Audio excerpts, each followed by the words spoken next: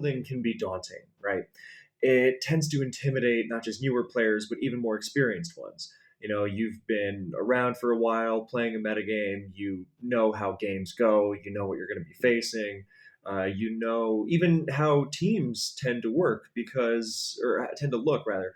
You are familiar with the different archetypes, the structures, because you've used a bunch of sample teams. You might have used some teams from successful tournament players. You saw them use it in whatever tournament. You're like, hey, that's cool. Can I use that? And someone passes you the pokey paste and you copy and paste it because you suck and can't do anything else. I'm kidding. I'm kidding. It's a great learning tool. But yeah, you want to build your own team because number one, you have honor, and you are not going to be like those players who only ever have someone else team build for them, or just have stuff passed to them. Because I don't have time to team build myself, but you have time to play all the time. I understand. That's exactly how it works. I'm kidding. No, the point is that you can have familiarity with a metagame, but when you want to build teams yourself, it's not just for the honor of it. It's because it's a competitive advantage. You don't have to rely on what someone else gives you.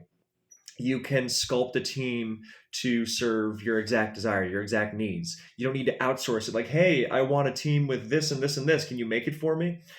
But like I said, it can be intimidating because you can have all this familiarity and it still might not lead you to anything concrete. So I would liken it to this analogy that I'm very, very proud of. There were these comedies from the 80s. They were the stupidest things in the world, and not in the good way, because you would have this ultra geek character, like, oh, I love Star Wars and Star Trek, and that kind. I just showed my lady Wet Hot American Summer, a classic, and it makes fun of those movies relentlessly. And the kid who's really into Dungeons and Dragons, the issue is not that he's into Dungeons and Dragons. He's just like, hello, ladies. He hits you with one of these. But in those 80s movies, then you have this geek character, or the geek characters, because they're all banded together. They go, oh, well, I sure am attracted to that Christy girl over there. Oh, she's so hot, but how do I approach her? She's a life form from the galaxy Q, and I am you get what I'm getting at. I'm not doing a great impression of it because these movies are thankfully not so embedded in my DNA that I could just but yeah, they treat the girls like they're alien life forms. And how could I possibly talk to them? What would we converse about? Shit like that. So yeah, it can feel like that for a lot of people who theoretically know that these girls, these teams. Yeah, it's a great comparison to make. I agree. Thank you. Are recognizable. But how do I actually? So. Questionable comparisons aside, you get where I'm getting at. So this is not a team building guide, of course. One way to, because you can, okay, I'm going to try and not go off on a million-year-long rant about how team building is subjective and it's not, you shouldn't have this and this and this and that rule because, a lot of great teams wind up breaking them anyway or finding ways around it, things like that. But it's so what I'm saying here is this is not a team building guide, but it's more that sometimes what you need to understand how to make a team is to understand how things work in the metagame, right? And something that has worked for me many times, which is what I'm going to share with you, is looking at, okay, how did the metagame get here? Because when you know how the metagame got here, then you know why things are the way they are, why they have shifted, why they are functioning a certain way, why this set is popular, things of that nature. And then you can say, oh, well, if this shifted away, and I will give a concrete example, don't worry, many. That's what the history part of this video is about. If this set is now popular and shifted away from its previous set to counter this thing, well, I can take advantage of that. And the concrete example is Jirachis are now physically defensive very, very often, and they're not specially defensive nearly as much. And this was in response to Dragon Dancers and Breloom and all sorts of stuff. But because they're still just generally pretty good at taking special attackers. But what this means is that, okay, well, you're not going to auto KO it with this physically defensive Jirachi with special attackers anymore. But yes, while it's still generally pretty good at taking special attacks, it is not so good. So suddenly something like Life Orb Gengar, which dropped in response to Jirachi going specially defensive, now is a lot scarier. That Jirachi is physically defensive. It's not too KOing or anything, but you get what I'm getting at. Or something like a Life Orb Starmie, let's say. Life Orb Gengar's a lot better, but yeah. So you get where I'm getting at with when you look at the history of how the metagame came to be, then you see, oh, well, that's a good starting point for a team. That's why things function, and therefore that's my in, right? That's what you're looking for. I want to make my team, and I don't know where. Well, why is T-Tar so good? I could, list a million reasons why, Tyranitar is the way it is. Or sorry, why Tyranitar is good, rather.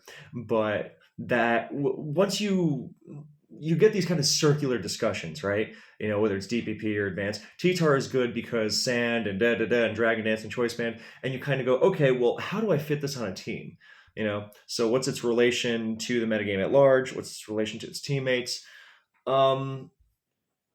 So my point here is that I'm going to go through a specific progression in DPP. Not a whole history of DPP over the last however many years, kind of thing, but the Stealth Rock part of it, and that I hope will have some ideas flowing.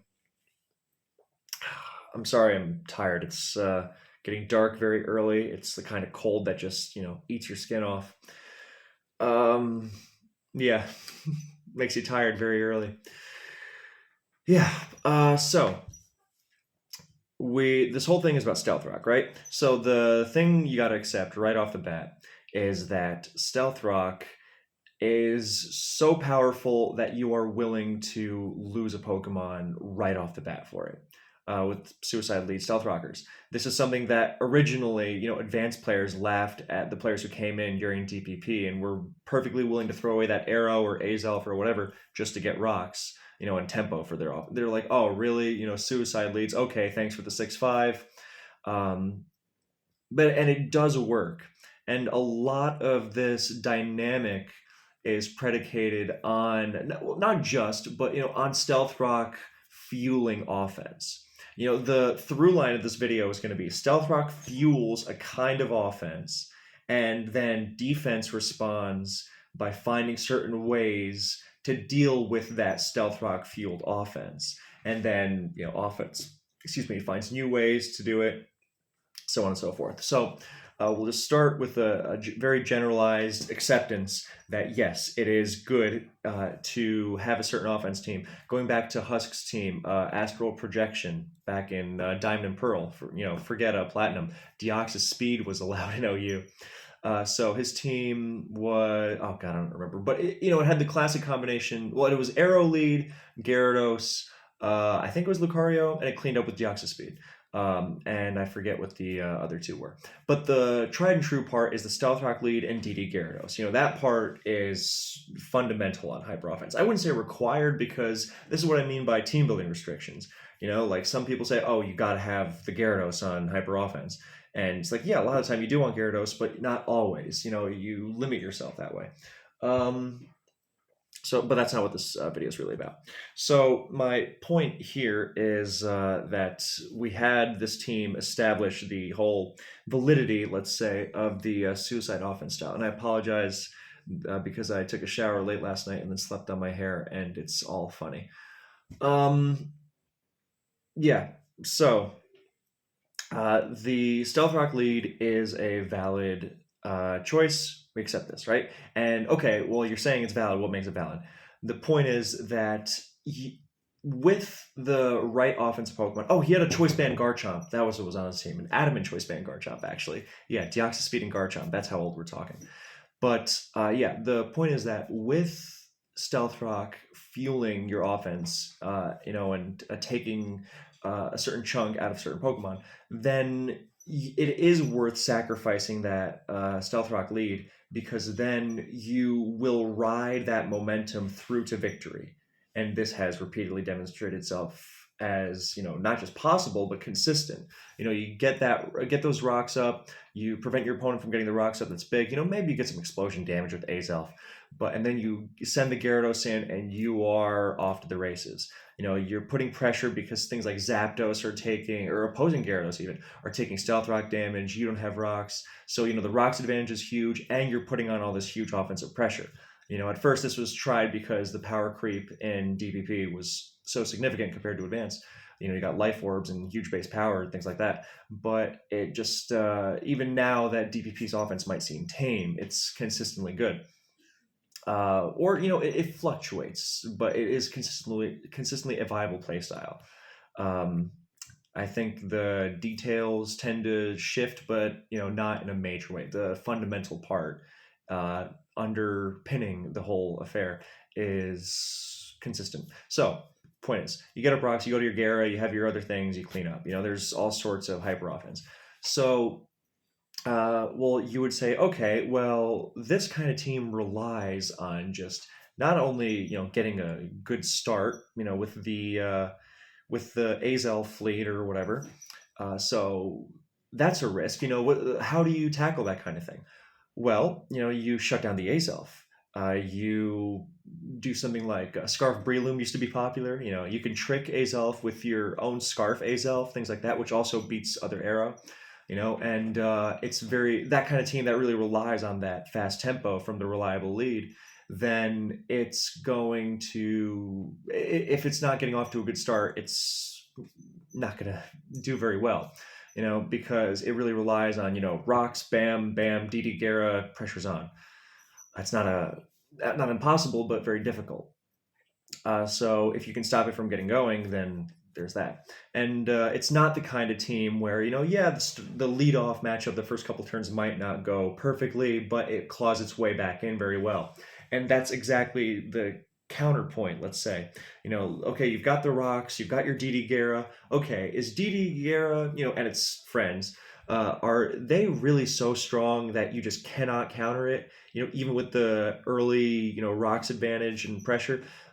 Not really, but that's exactly the kind of shift that goes back and forth that we're going over.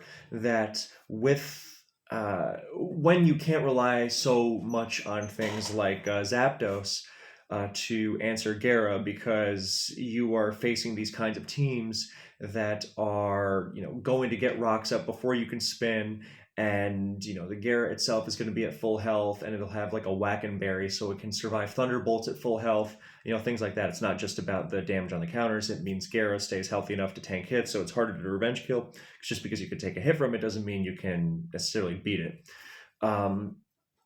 So then you kind of shift your defensive approach from these stealth rock beat Pokemon, let's say, to the kind of Pokemon that can withstand DD Gara with early rocks pressure. For example, Bold Celebi, just even boosted Ice Fang, just kind of bounce off it. It'll T-Wave you, it'll Grass Knot you a couple times, and there goes your offense. And once this kind of defensive team stunts your momentum, and you've lost it again, it's very difficult to kind of regain it. There are several defensive pieces which offensive teams generally rely on getting past them by not giving them room to breathe. And as soon as that defensive thing gets a chance to plant its feet and heal up, and all that pressure you've set up for it, the rocks, the sand, whatever, the boost as it comes in, once if that doesn't get through it, then you have a very difficult time making your way through it. Again, defensive Celebi. Other classic example, Vaporeon, a Pokemon we don't see anymore today, but that's another big one. Hippowdon would be a very modern example, maybe like a defensive Quagsire. There's all sorts of Starmie, of course, because so much of this offense tends to be physically oriented, because it can break through physical walls better than special stuff can break through special walls. Not that special hyper offense can't be done, but you have to take a different approach. You have to have your Heatran lured in and blow it up, and there's all sorts of stuff. I gotta take a bathroom break. I will be right back.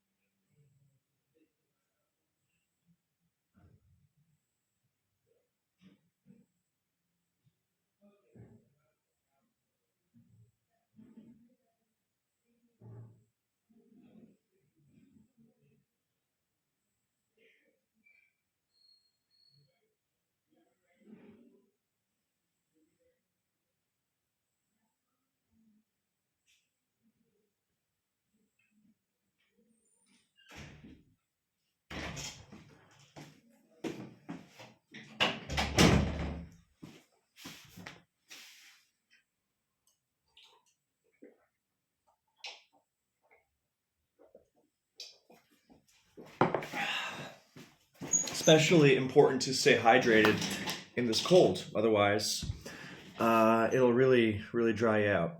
You don't want that.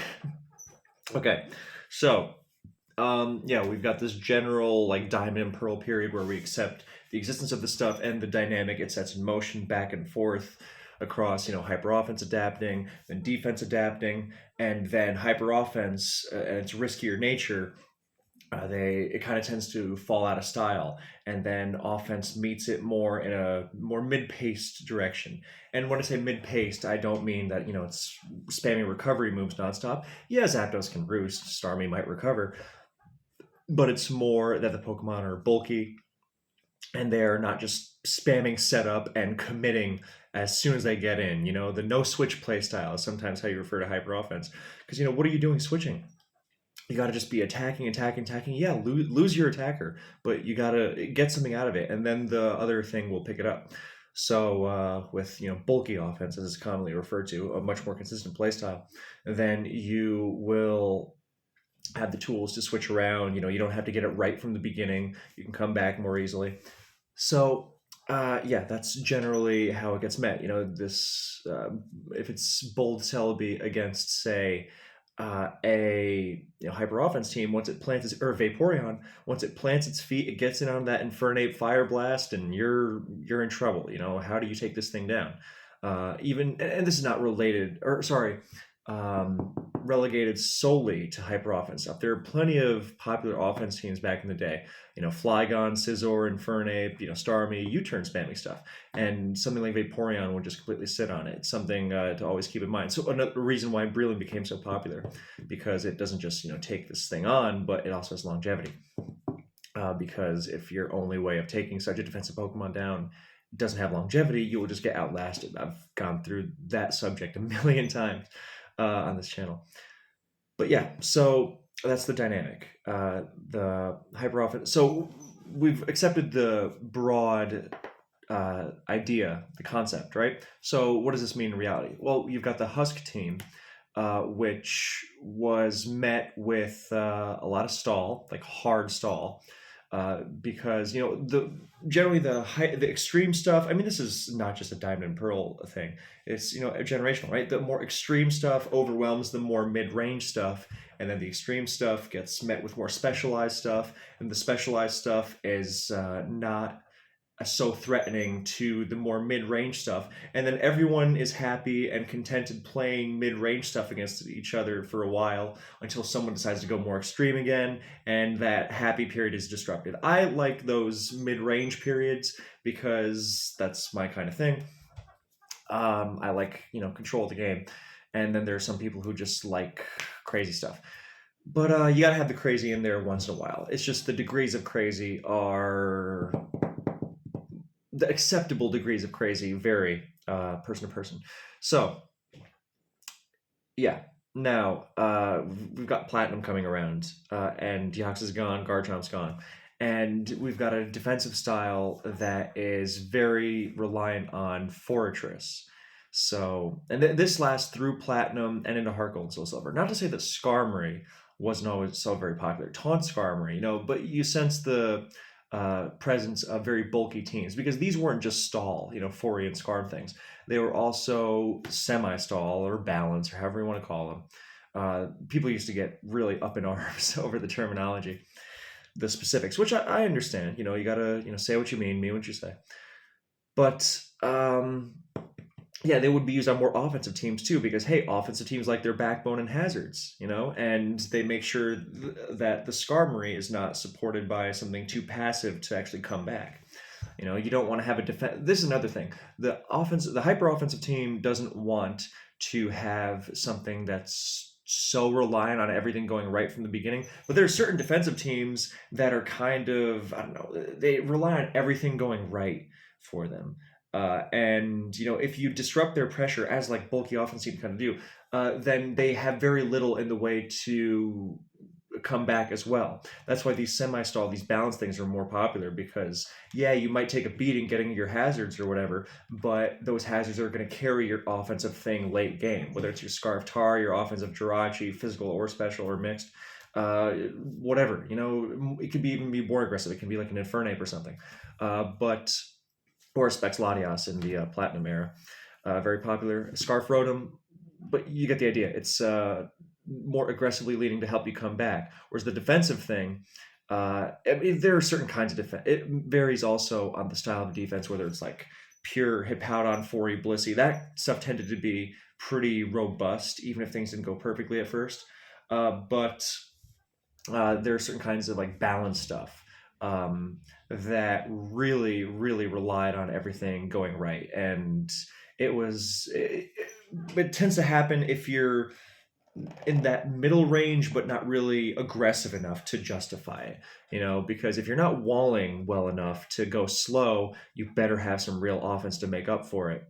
And if you're, you know, if you get my point. I got a little lost there, but yeah, we've got these offensive things, offensive balance stall things, all with Foray and Scarm, and the hyper offense stuff is kind of slowing down. Sometimes you get like screens, but that also generally, Skarmory doesn't care if you have Reflector Whirlwind up, so that kind of stuff is less reliable against a bulky offense player whose response to offensive Pokemon is going to just be more damage. Then yeah, you put that light screen up, suddenly that T-Bolt bounces off of Gyarados and you're swept because you don't have the bulk. You're relying on offense to deal with it. Very broadly speaking, of course. But a defensive team, who cares about screens? Hippowdon, will just roar you out, slack off the damage, and you're just wasting turns. And hyper offense, the faster the game, the better. Generally, against a defensive team, because you could also just lose the game very quickly.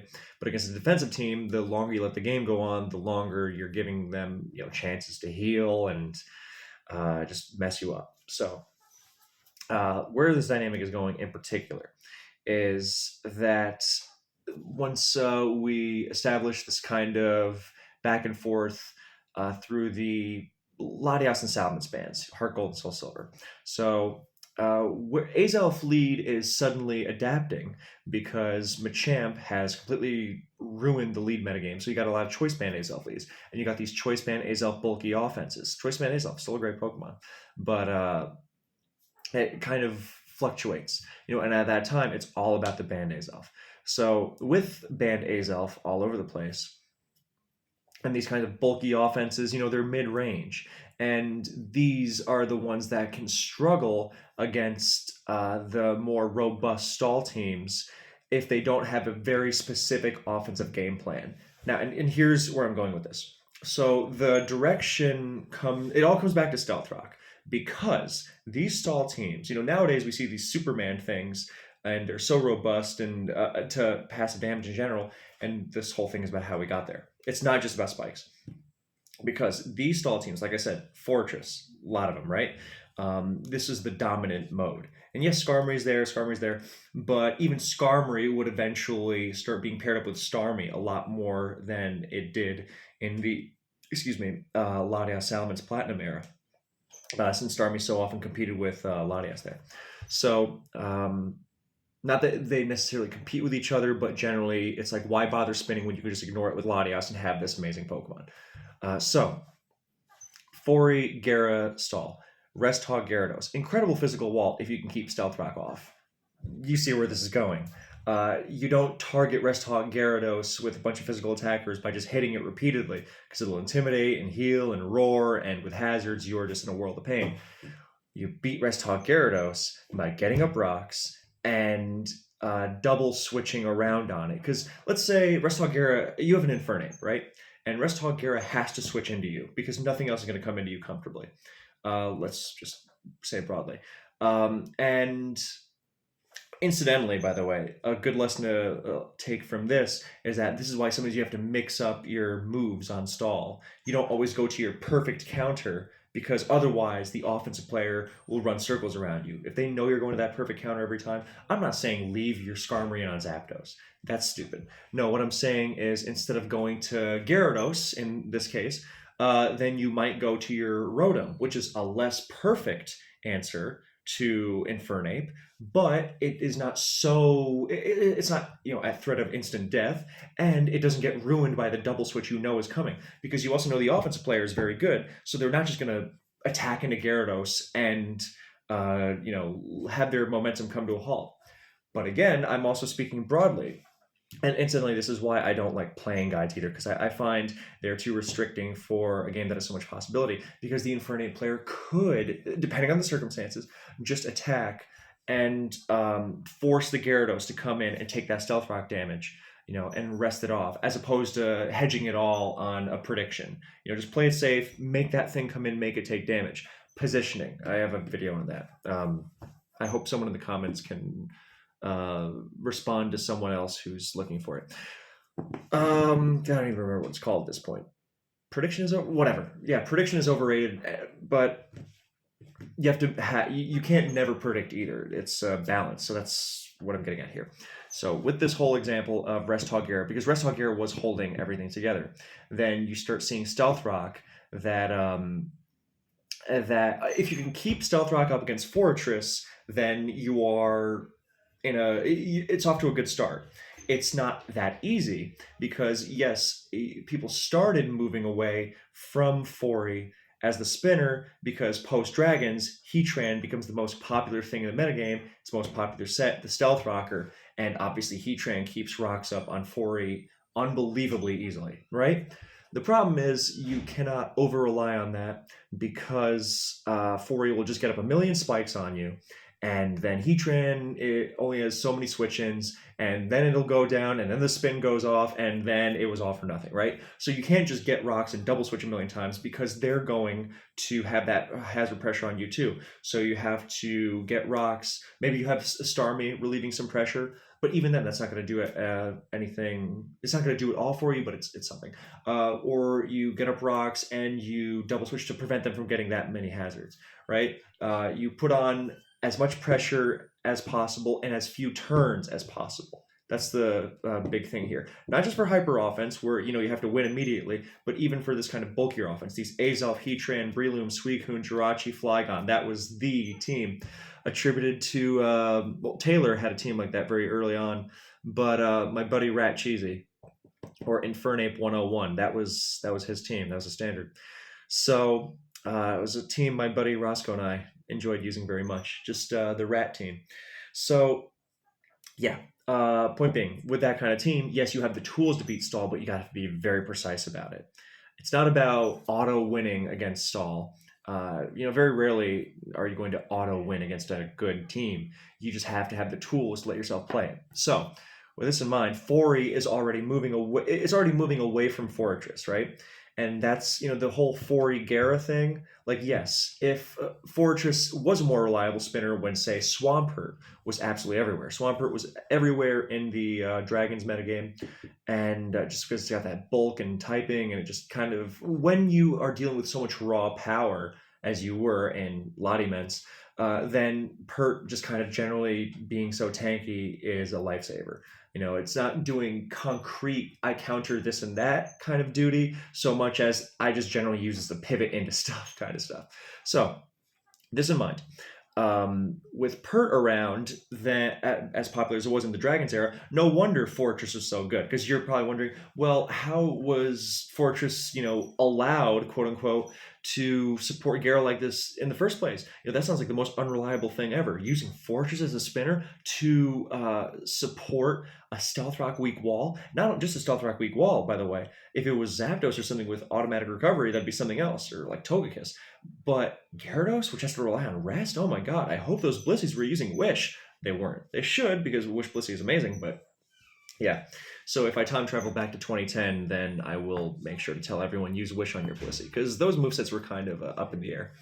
They used aromatherapy, actually, quite a bit, so Gyarados could rest and then, wake up immediately.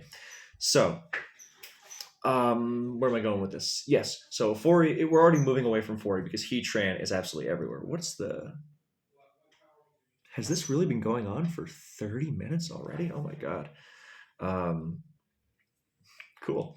Anyway, so we're moving away from Fori because Heatran is the most popular rocker, right? But because Heatran is the most popular rocker, Starmie is starting to pop up as the spinner.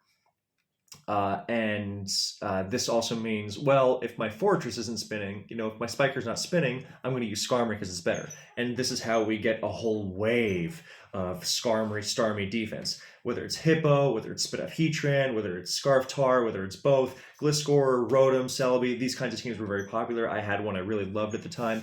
But this is not the video for me to talk about how much I loved it. I think I talked about it actually before. I have a video called like my favorite DPP teams or something, and I'm sure I must have mentioned that. So if you're really that interested, but that's how those kinds of teams are starting to look. Starmie stuff. Excuse me. Sometimes you would even see a Blissey in there, Scarf Jirachi. That was pretty popular. You were going more and more. This is around this time, actually. 2011, 12, especially. This is when you start seeing fewer and fewer Rotoms on these defensive teams, because previously it was all about, hey, I'm getting hazards and I cannot allow a spin, and the game's all about spin, don't spin, or don't allow the spin. And then it becomes more and more accepted, especially after seeing it so popular in Black and White, where teams are not going to be using Jellicent so much as they could use the very spammable Rotom appliances. Then they will just have to keep up hazards just by getting rid of the spinners more directly. And so these kinds of DPP stall teams are very aggressive in doing so. So Starmie is becoming more popular as the hazard removal because it takes on Heatran and just generally very good. And so Scarf Tar, which actually suffered a bit of a drop after the Latias ban, and especially the Salmon ban, because if you're not using it to check Latias and even Mix Pens, why do you need the Scarf Tar? Now it comes back because it's trapping Starmie. And this is the Stealth Rock dynamic. If you have a Heatran and you have no way of keeping the Stealth Rock up on Starmie, then you don't have Stealth Rock. And why don't you have Stealth Rock? It's just an empty team slot. And just exploding on Starmie and trying to beat the rest of the team without rocks is not reliable. Even if you have Infernape, it's just better to get rid of the Starmie. Now, there are several ways you could do it. You can try to have the Heatran take Starmie on yourself with Pasho and HP Grass or Electric. With Electric being more popular in the post-Dragons era because there's no grass. There's a lot of grass types. So a Swampert goes down, and Resthaw Gyarados everywhere, so you don't need HP Grass for that, and you want HP Electric to target Gyarados on stall, and especially because if you target Gyarados on stall, then it can't counter you, therefore Blissey has to come in, therefore you can blow up on the Blissey. So Stealth Rock, Fire, HP Electric, Explosion Heatran becomes a very good bulky offense tool for stall, because if you take on Starmie, then you have the tools for that. If you take on this traditional 4-y kind of Breast Hog Gyara Blissey stuff that's still very much around, then you have the tools there. You see how this is adapting, but it's not just about Heatran doing it itself. You can have a Ghost, of course. You can have a Rotom because Gengar is very unreliable in terms of spin blocking, or you can use your T-Tar or even Scizor, but often T-Tar to pursuit the Starmie. But it's not just about that. You don't always have to use a Stealth Heatran as the Stealth Rocker. You can also use a Stealth Rocker that beats Starmie. So your Rocker is not so... so if Starmie comes in to spin the rocks away, okay, you just come back in and you get him up again. Think of it as the reverse of what we had going on with Fortress and Heatran. Fortress comes in, rapid spins. Well, Heatran just came back in and popped the rocks back up. Now, the game is not, determined solely by, that little interaction, but you get where I'm going with this. So you have that kind of thing. I personally really enjoyed Stealth Rock Celebi. It was not as popular among my fellow players, but I really liked it. It was very good, I thought. So you have things like that. Stealth Rock Spit F Fortress with Payback. Stealth Rock Spike Spin Payback. Does a pretty okay job, although it likes Ghost and T-Tar support. You can have both. That just makes it even better. You see the hazard game that this is going on about. So, and then you see this hazard game and you're like, wow, it's all about the pursuit and the Ghost and the, Rocker beating the spinner, things like that. Which, by the way, if you really want to understand that dynamic at its most elemental, if we want to get a little flamboyant about it, then we can... Are those things kind of contradictory? Maybe. Whatever. Not the point. You get what I'm saying. Then go to GSC, because that's all that's going on in GSC. Or over-exaggerated, but hey. So, what am I? Whatever. I try to make 16 jokes in my head at the same time. So... Yeah, so you see all this hazard intense stuff, and this dynamic stays around for a while. This whole Starmie thing, especially in the it goes around, let's say 2012, 2013. It's very much sticking around. It stays that way after Advance leaves Smogon Tor, and everyone's focusing on XY. So DPP gets a little less attention, since it's now 2 gens removed from the current gen. The generation that was previously CG still gets a lot of activity and innovation after, and then it slows down a little, generally.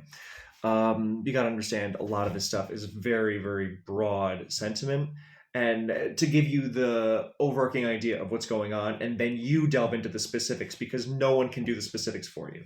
So, it's like with movies, with making the viewer do some work. Doing work while watching movies, yes, it's good for you, and more rewarding for that matter. Anyway, so we've got this dynamic of the rocks, and we see Swampert come back as a rocker, because Starmie is not very resilient into Starmie. Starmie's not very resilient into Pert, and Pert is so commonly paired with T-Tar, with Pursuit T-Tar anyway, that it hardly matters. Yeah, we see, Skarm, Pert, T-Tar, Starmie kind of stuff all the time.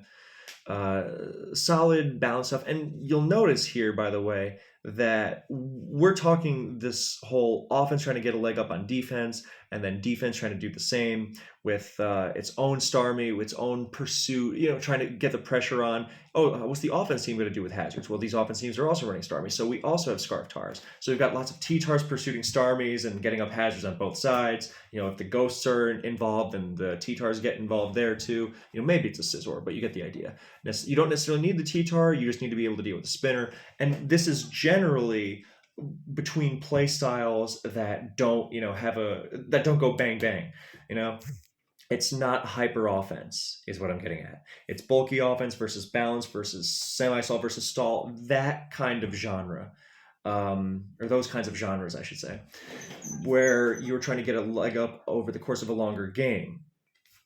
And yeah, so you're like, well, where's the whole hyper offense of it all? Well, that would come in about 20. Well, I don't think it really came about. Well, it never left, first of all, let's say, but it was definitely viewed as less reliable. But then there were some players who were recognizing that, with this emphasis on spin Starmie and things like Zapdos being relied on defensively, Zapdos was incredibly popular at this time, I should say. It's more reliable than Gyarados for walling because of Roost. But when Starmie's everywhere, it's like, what? If I'm going to spin, the spin was not necessarily to support Stealth Rock weak Pokemon. I should say that. Remember those teams I was mentioning? Hippo or Gliscor, Scarftar, Tran, Skarm, Celebi, Rotom. Where are the Stealth Rock weaks there? It's not about Stealth Rock weak. It's about just not having to deal with Stealth Rock at all, because even something neutral like Gliscor is so much tankier when it's not dealing with rocks. So it was kind of funny, actually, because I noticed this shift when Fori was the most reliable spinner, or the most common spinner and most reliable, but whatever. Then it still wasn't reliable per se. It was you would very often have to play with rocks up even when using Fortress, and that was fine because it was also a spiker and toxic spiker. So you would try to spin with it, but you generally made do without it. Yes, even with Rest Hog Gyarados. God, those players were good. Rending. Why can I? Resting, as in WRESTING, resting value out of a Rest Hog Gyarados. Without a reliable spinner, my goodness. But yeah, they were doing that. They were contending with rocks, because when you wanted to use Fori, you said, what? I'm not always going to keep rocks off. That's okay. Now Starmie doesn't set up hazards, but it is a much more reliable hazard remover, because it's fast and it matches up so well against Heatran, matches up so well against a lot, because it doesn't have that quad fire weak. You slap HP fire on anything and it destroys Fortress. Not that Starmie, is the most resilient thing in the world, but you get where I'm getting at. So when Starmie started showing up as a defensive spinner very often and just completely stuffing Heatran, because remember that team, the Azelf, Heatran, Breloom, Jirachi, Suicune, Flygon, that team was originally with a Shuka Berry Heatran, which was just generally the best all-purpose set. Hi. Hi, we're just shooting a scene in the courtyard there. Yeah. Would it be alright if we borrow the table just here? Yeah, go for it. Yeah. Perfect. Thanks.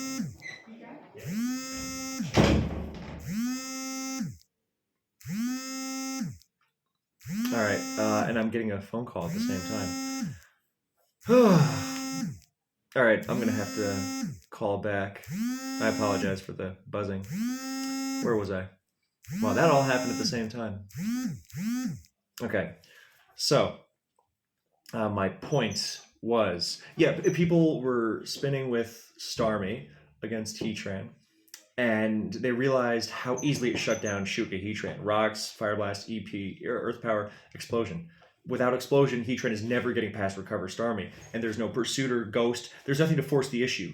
If Starmie comes in on Heatran and spins every time, you will never get rocks there, right? That's the whole premise. The only way you are ever getting rocks is if the Starmie user decides to not click spin just to mix it up. You see people do that sometimes. Hey, why didn't you make insert better move here? Oh, well, I did it before, so I just wanted to do something different. Why?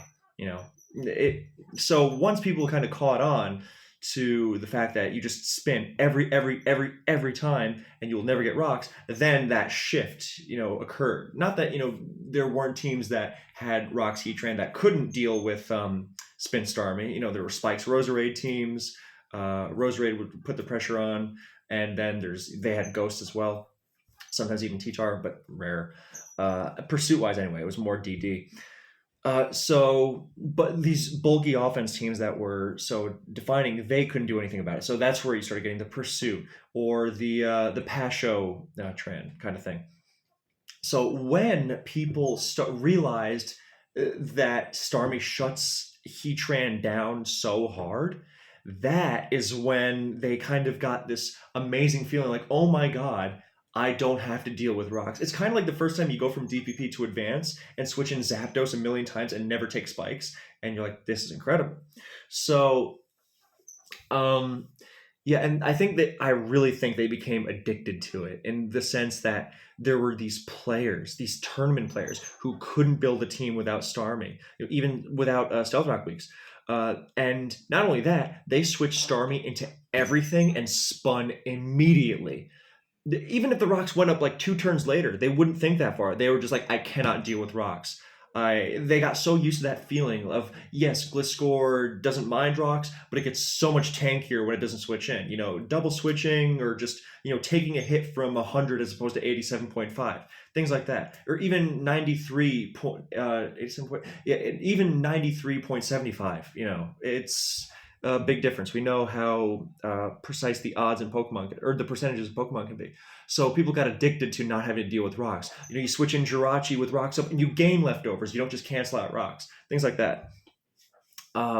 So they were using Starmie on these. This is not to say that Starmie did not have a place on these teams, like the Heatran, Scarm, Gliscor kind of balances. Of course it did, because it was great defensively as well.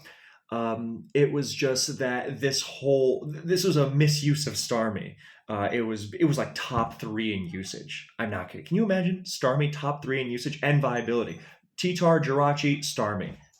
I swear, if you go looking through like old DPP subforums and Runes of Alpha, you will see this. It is widely accepted by top players. Go back as early, let's say, as 2015.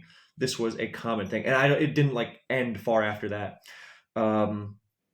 Yeah, so you see where this is going. People are over-relying on Starmie. You gotta spin. You gotta keep those rocks off even for 2 turns.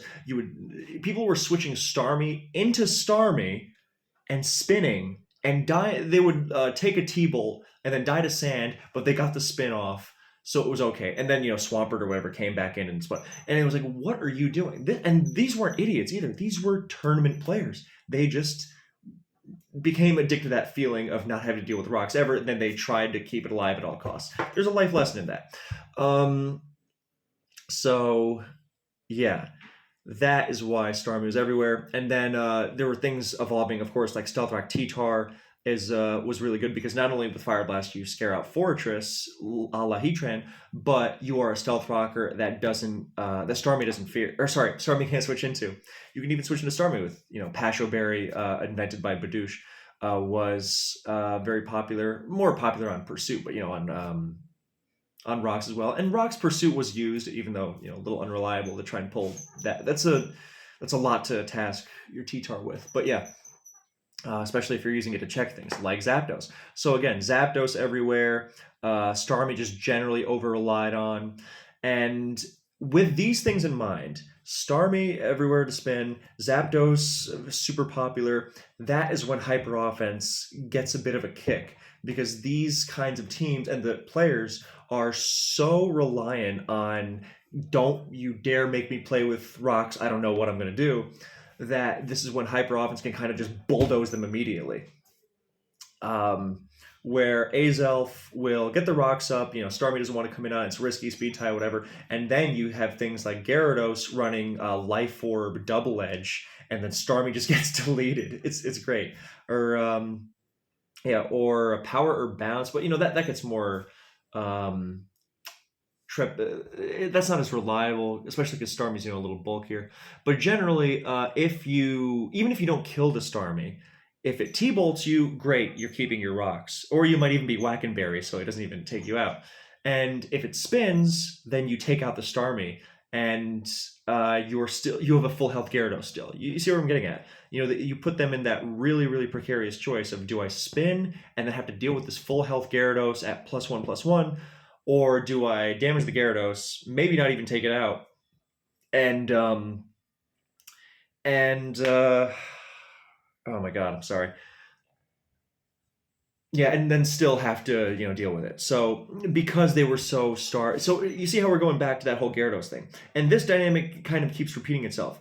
You can go to the finals of SPL 2021 and see Male using a hyper offense team built by XCal and running over a balanced team, very reminiscent of this time period. Because this time period I'm talking about is like 2015, 16-ish. That's when hyper offense is kind of like getting this new kick. It's still not popular because, you know, consistent, but it does have this presence that makes you wonder. And even before, like 2013, that there were these certain kinds of like delicate balances, you know, built around Starmie holding everything together, over relying, that you could punish them. And now it's just becoming more and more aware that, yeah, you can just run these things over, because they are so ill-equipped to deal with Gyarados and friends. If you really put the pressure on, you know, if you don't just play into their hands and like, oh, well, my Gyarados is walled by Starmie. It's like, no, my Gyarados is this is where Wackenberry Gyarados became really popular, you know, around this time period. So you jump from this 2015, 16-ish period way into the future to 2021, and you see this kind of circling back, where, you know, these Christo, which, you know, was a departure from his usual playstyle, but the reason Male brought it, and I know this because I was on his team, was because the style just matched up so well into what people were generally bringing at the time, and it's also a reliable playstyle in general. You know, I want to make clear, at no point was hyper offense ever like, oh, you know, you don't want to bring that, it's hyper offense. You know, you don't want to over rely on it because it's, you know, more exploitable by virtue of how risky it is, comparatively, but you get the idea.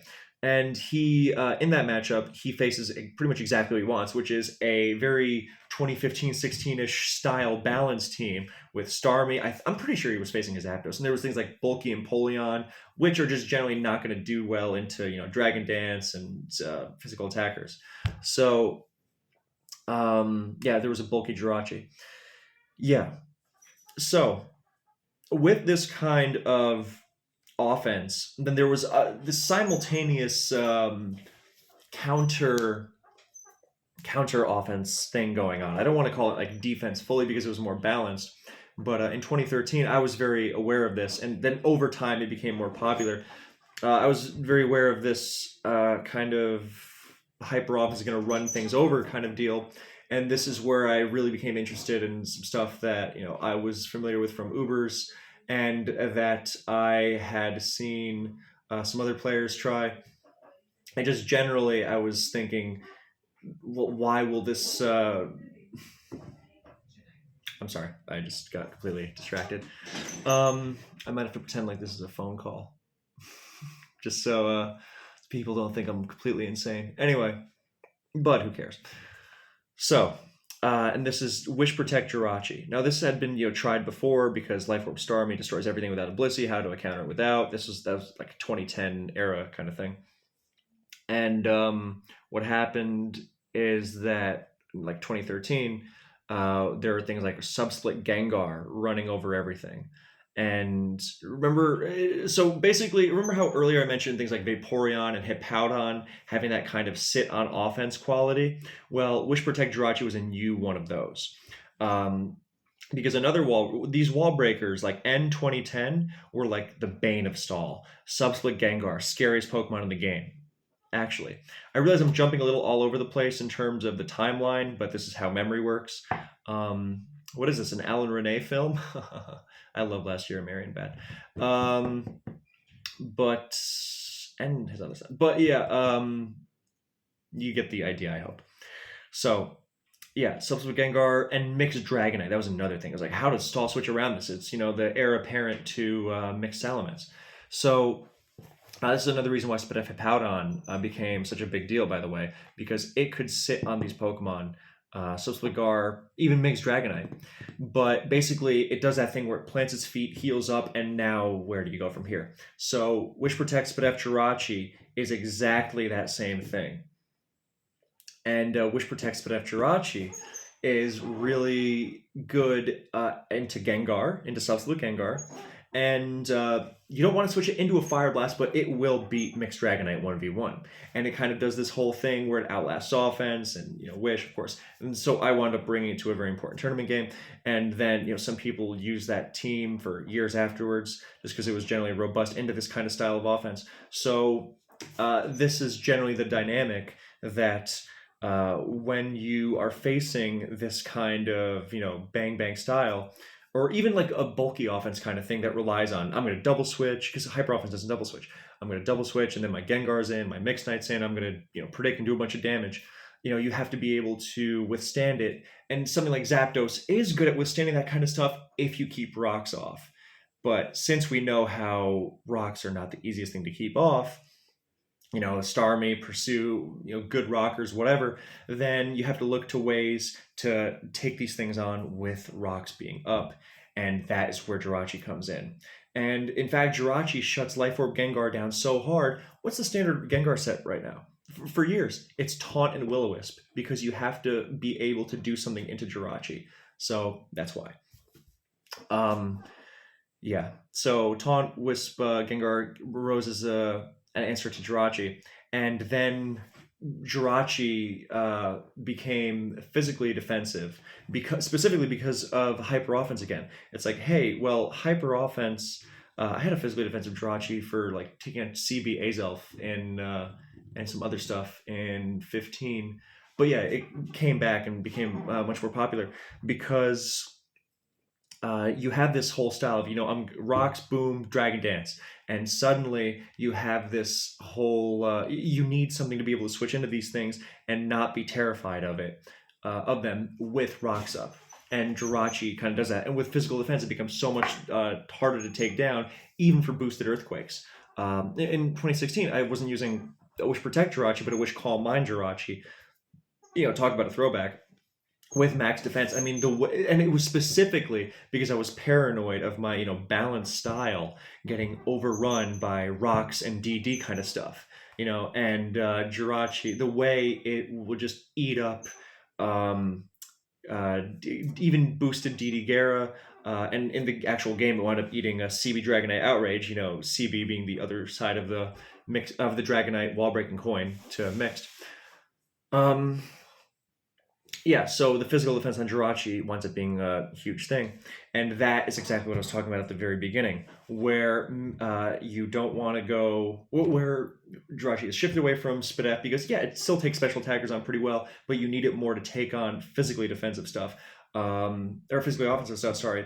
And this is especially because how that that bulky offense style that functions, get rocks up in pressure. You don't just get rocks up with Heatran and then everything's fine. You get rocks up with Heatran or your Fire Blast T-Tar, and then you start pressuring things. And what pressures things? Breloom. Breloom was so busted with rocks up that people wanted, or or rather, Breloom was so dangerous with rocks up, people thought it was busted. There was genuinely a minor anti-Breloom movement for a while there in the mid 2010s. Again, on the forums, public record. So yeah, and then it's you're starting to look at things like, oh well, how do I take this on? So that's why Scarm went physical defense. By the way, these like this 2010 through like mid 2015 16 period, outside of like one team like Heist's double blob stall team, Scarm was like always SPDF because again SPDF subsplit Gengar. You got to take those life orb focus blasts. Offensive Suicune bounces off. I had a Smoking Tour semis game where my Spidef Scarm, after a bad start against a hyper offense team, it brought me back because it was shrugging off all these special attacks. So Spidef Scarm was the norm, and then what's the problem is, oh god, this hyper offense team, Azelf got the rocks, DD Gara, DD Tar, all this stuff, and these physical attackers do not Oko Scarm, but Spidef Scarm is much, much, much easier to take on. So or to run over, I should say, with boosted waterfalls and stone edges and things like that. So with that in mind, then you go physical defensive Scarm and you shut it down. Same idea as physical defense Jirachi. Even Fizdef Hippo made a comeback for taking on CB and DD Ice Punch Tar, things like that. So that's and now that's how we've gotten to the place we are now, where Jirachis are physically defensive. And not just for these hyper offense teams, but for Breloom as well, because superpowered Breloom does not pressure physically defensive Scarm nearly as well as it pressured Spidef Scarm. Double switch still make it uncomfortable, especially if it starts running Shed Shell. But yeah, so now you see it's all about the rocks, and people also with the rise of Clefable, people are shifting towards these like Superman style teams that why bother spinning, right?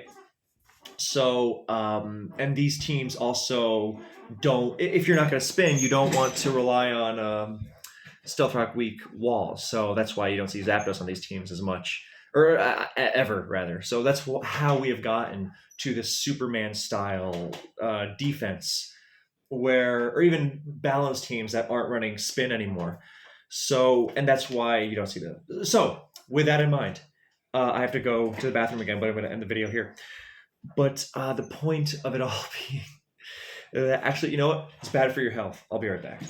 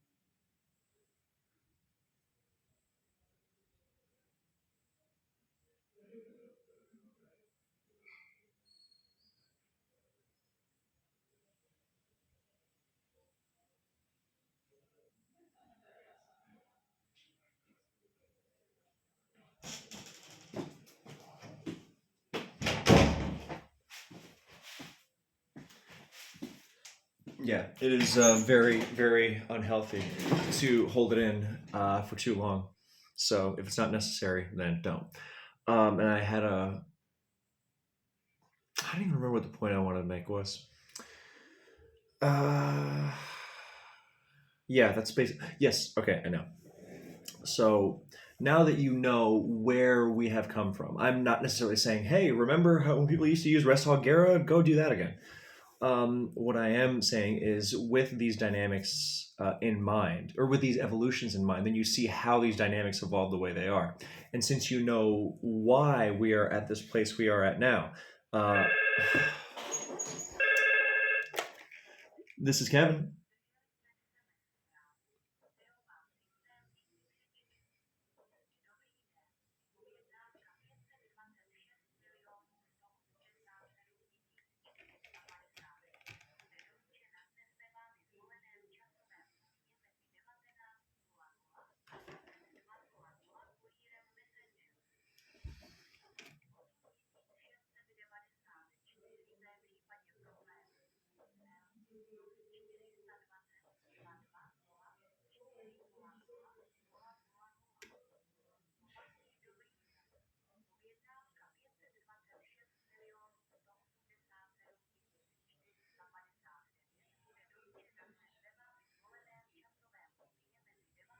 Okay.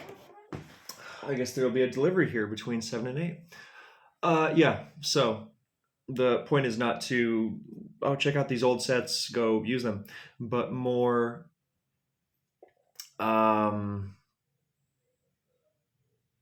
more to, now that you know, because I guess this video kind of supposes a working knowledge of the DPP metagame as it is, which, as alluded to, lots of Superman stuff, lots of hazard resilient stuff. So now you don't just know, hey, this is how the DPP metagame is. Superman stuff is strong because it's immune to rocks, it's immune to spikes. This is how we got there.